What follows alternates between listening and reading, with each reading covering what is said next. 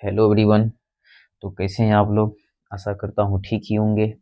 तो चलिए आज की वीडियो में हम देखेंगे जो त्रिकोणमिति की कुछ अनुप्रयोग मतलब क्लास 10th का 9.1 का क्वेश्चन नंबर 11 को देखेंगे। इस पिछले वीडियो में 10 तक का वीडियो बना हुआ है और वहां जाकर के आप एक एक क्वेश्चन को कॉन्सेप्ट के साथ जाकर के वहां पे देख सकते हैं। तो चलिए आज की वीडियो में हम लोग शुरू करेंगे है ना एक्सरसाइज 9.1 का क्वेश्चन नंबर 11 को। चलिए आज देखते हैं क्या चीज। एक नहर के एक तट पर एक टीवी टावर ऊर्ध्वाधर क्या है खड़ी है ना। टीवी टावर ऊर्ध्वाधर खड़ी है। टावर के ठीक सामने दूसरे तट के एक है ना, एक एक दो बार लिखा गया, एक अन्य बिंदु से टावर के शिखर का उन्नयन कोण कितना डिग्री है? 60 डिग्री है ना। इसी तरह से इस तट के है ना, इस बिंदु से 20 मीटर दूरी पर एक बिंदु से टावर के शिखर का उन्नयन कोण फिर कितना है? 30 डिग्री है। तो बोल रहा है टावर की ऊंचाई और फिर क्या चीज है ना, नहर की चौड़ाई ज्ञात करें। चलिए इसमें क्या कर लेंगे, लिख लेंगे जब माना देखिए ये फिगर जो है आपके बुक में दे रखा है, सेम टू सेम वही फिगर हम यहाँ पे उतारे हैं। तो देखिए माना ए बी टावर की ऊंचाई तथा बी सी क्या है? नहर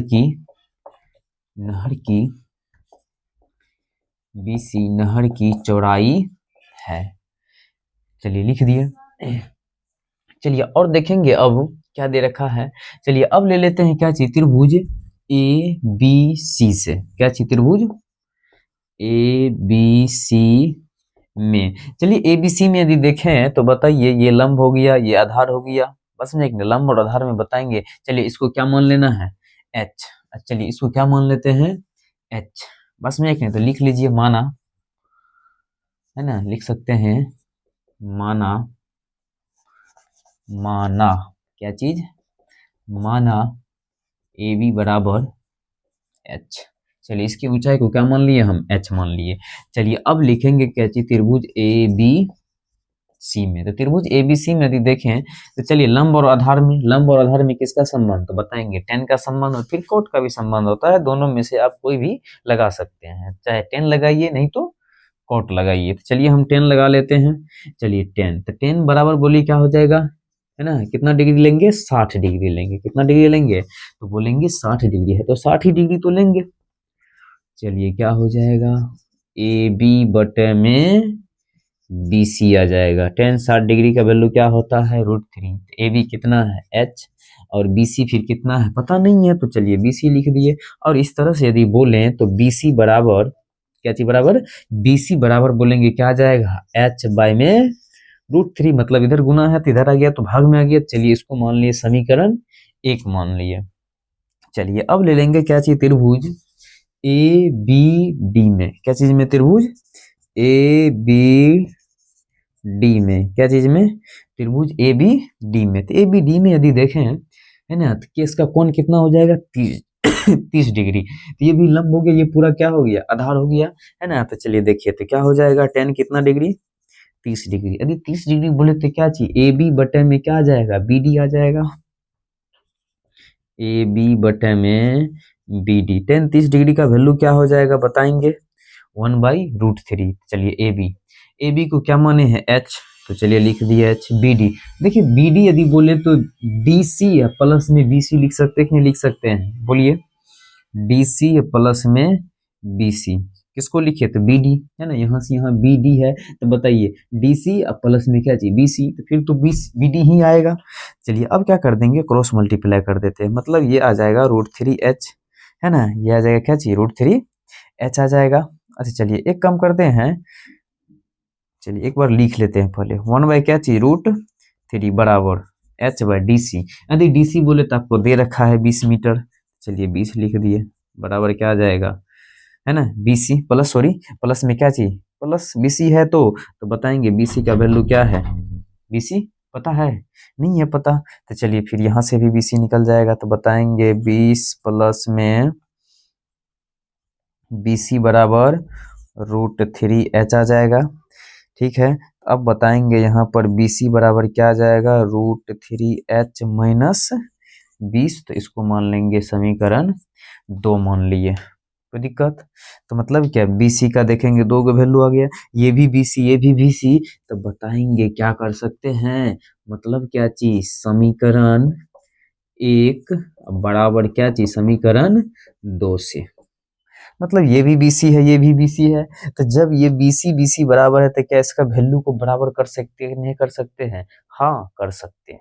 चलिए देखिए कर देते हैं। तो बताएंगे h बाय कितना आ जाएगा, √3 बराबर, फिर कितना आ जाएगा, √3h माइनस कितना आ जाएगा, 20 आ जाएगा।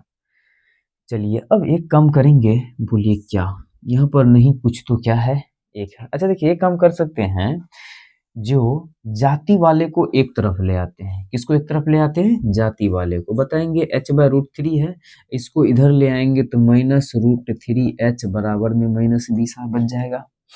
ठीक है, बच गया। कोई दिक्कत? कोई दिक्कत नहीं होना चाहिए। चलिए अब यहाँ पर नहीं कुछ तो क्या है, एक है। तो बताएंगे √3 और 1 का एलसीएम लेंगे तो क्या आ जाएगा, √3 ही आ जाएगा। √3 से √3 कट गया तो h माइनस कितना, √3 इंटू √3 तो 3h हो जाएगा, और बराबर में कितना आ जाएगा, -20 आ गया। चलिए अब बताएंगे h में से, एक h में से 3 गो h जाएगा, तो इसका मतलब क्या बचेगा, -2h बटे में √3 बराबर में -20। चलिए ये माइनस और ये माइनस क्या हो गया, कट गया है ना, और ये 2 से 10 बार में 20 भी कट गया। तो चलिए बताएंगे h बराबर क्या आ जाएगा, 10√3 है ना। तो अतः बोल सकते हैं, अतः है ना टावर की ऊंचाई, अतः टावर है ना, अतः टावर की, अतः टावर की ऊंचाई बराबर क्या आ जाएगा, 10√3 मीटर। यही आ गया आंसर। चलिए फिर पूछ रहा है क्या चीज, नहर की, है ना, टावर की ऊंचाई और फिर नहर की चौड़ाई भी बताना है। तो चलिए यहाँ पर लिख लेते हैं, नहर की चौड़ाई बताइए क्या है, BC। चलिए BC बराबर बोलेंगे क्या है, किसी में भी ये भी रखिए चाहे ये रखिए, किसी में भी रख सकते हैं, तो हम रख देते हैं क्या चीज, है ना, h बाय क्या चीज, √3। तो बताएंगे h का वैल्यू क्या आया है, 10√3। तो 10√3 बटे में √3, तो ये √3 क्या हो गया, कट गया। तो फाइनली बताएंगे क्या हो गया, 10 मीटर। तो लिख सकते हैं, अतः नहर की चौड़ाई बराबर 10 मीटर। यही हो गया आपका आंसर हो गया। चलिए इसको आप स्क्रीनशॉट ले सकते हैं।